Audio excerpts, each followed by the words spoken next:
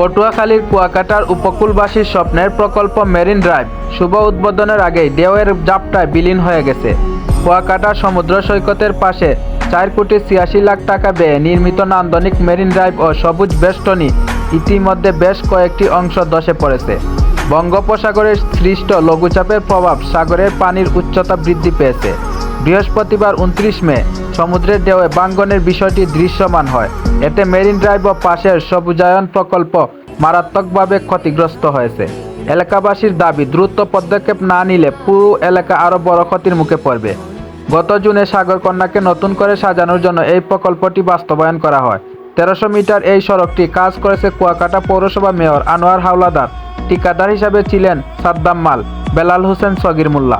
স্থানীয় বাসিন্দা মুজাহিদ ইসলাম বলেন, এত টাকা খরচ করে কাজ করা হয়েছে, অথচ উদ্বোধনের আগেই ধসে পড়েছে। এ বিষয়ে কলাপাড়া উপজেলা নির্বাহী কর্মকর্তা রবিউল ইসলাম জানান, লঘুচাপের প্রভাবে পানির উচ্চতা বেড়েছিল, যার কারণে মেরিন ড্রাইভটি ভাঙনের মুখে পড়ে। আমরা বিষয়টি গুরুত্ব সহকারে দেখছি এবং ঊর্ধ্বতন কর্তৃপক্ষকে জানানো হয়েছে দ্রুত ব্যবস্থা নেওয়ার জন্য। সংশ্লিষ্ট বিভাগকে নির্দেশ দেওয়া হয়েছে। তবে তিনি ফেসবুক পোস্ট করে কঠিন হুঁশিয়ারি দিয়েছেন ঠিকাদারকে। তিনি বলেন, কুয়াকাটা সি বিচ রাস্তা কুয়াকাটা পৌরসভা প্রশাসক নিয়োগের পর 77 দিন হলেও রাস্তার বাকি বিল দেওয়া হয়নি। বিল ও জামানত জমা আছে। এই রাস্তার ক্ষতিপূরণ আদায় করব ইনশাল্লাহ।